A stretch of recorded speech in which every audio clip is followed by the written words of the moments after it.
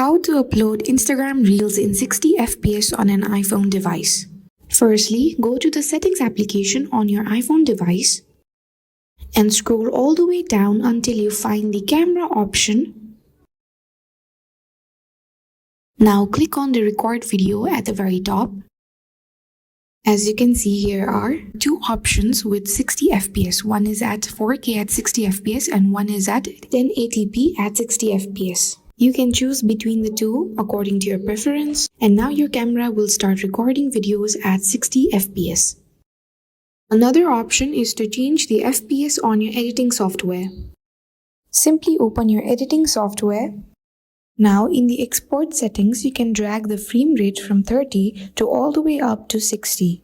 Once you've done that, all the videos that you export from this editing software will be exported in 60 FPS. And that's it. This is how you can upload your Instagram Reels in 60 FPS. If you liked the video, give it a thumbs up and subscribe to our channel for more amazing content.